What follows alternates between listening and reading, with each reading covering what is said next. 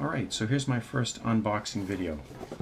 I purchased this from my local retailer, $13.49. They gave me a bit of a discount off that, but that seems pretty close to retail. The first thing I'm going to do is, using my grandfather's knife, I'm actually going to slice open the anti-tamper.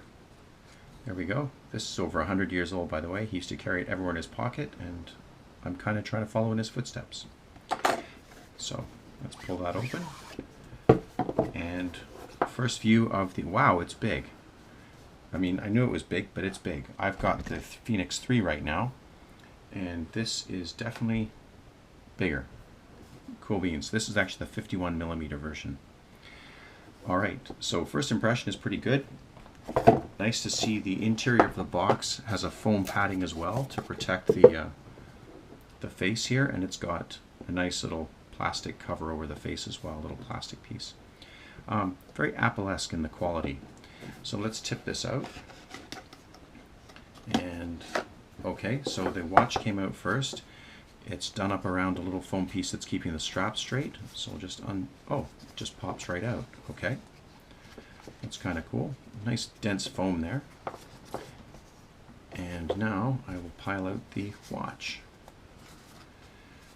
All right. Peel off the face, the face protector, and oh, let's take a look at what's in the box before we start this thing up. So there's a box within a box. Open that up, and then we have, we can open it here, pull out the two manuals, and there's a cable here as well.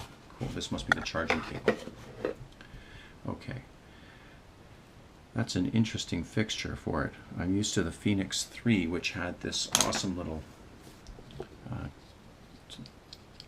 docking station. This is a little bit different. It's quite a bit smaller, and we'll be interested to see how that holds up. The FENIX 3 has done me proud for the past 5 years, so this is really a nice treat to get something, to get this particular one. Alright, opening up the actual strap. Look at the back. Okay, that's where the charging cable is going to plug in. There's the sensors. Let me turn it around so it's upright. The solar and the Sapphire, good to 100 meters. Says it's titanium. What else has it got on there? Multi-band GPS, and says power Sapphire, whatever that means. This is interesting. I wonder what this little clip here is. Is that just a way of unplugging the watch band? It does. It's a clip. Anyway, I'll read up on that, but it looks like we should be able to unclip the watch band without having to take out the actual pins. Okay, if that's the case, that is very cool. I'll have to take a quick look and read on that before I break something. To power it on, hit the light button.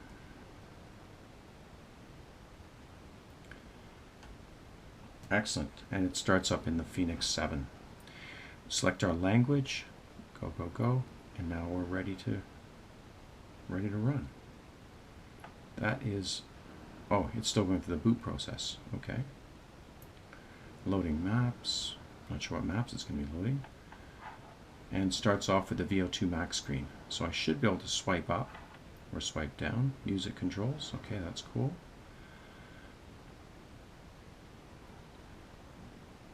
No data, no data, no data.